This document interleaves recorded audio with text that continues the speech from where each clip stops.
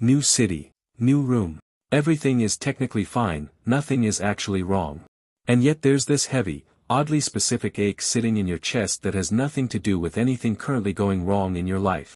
Homesickness doesn't show up because something bad is happening right now, it shows up precisely because something familiar and steady is suddenly missing.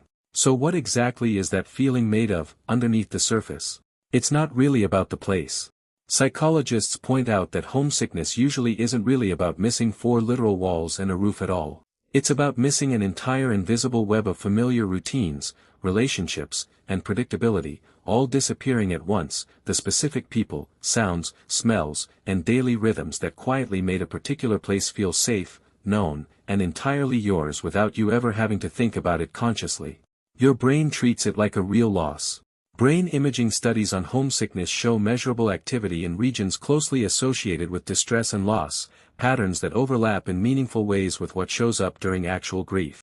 Your nervous system isn't overreacting or being unnecessarily dramatic about the situation, it's genuinely registering the sudden disappearance of a stable, predictable environment as a real and legitimate kind of loss, deserving of the same physiological response. Why it often hits hardest at the start. Homesickness tends to peak within the first few weeks of a major move or transition, exactly the window when the old routine is completely gone but a new one hasn't had enough time to properly form yet.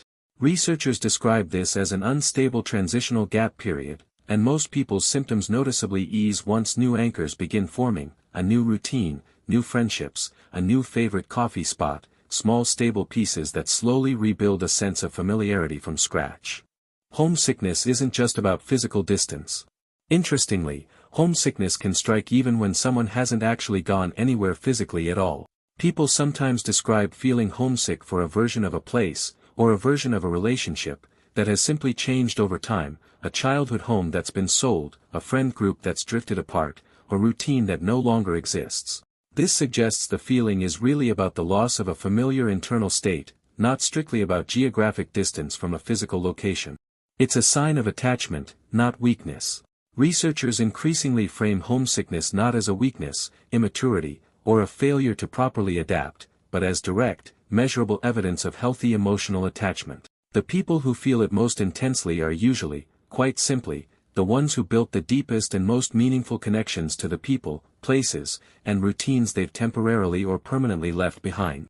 So if you've ever felt homesick even when nothing was technically wrong in your life, that ache wasn't irrational or something to be embarrassed about.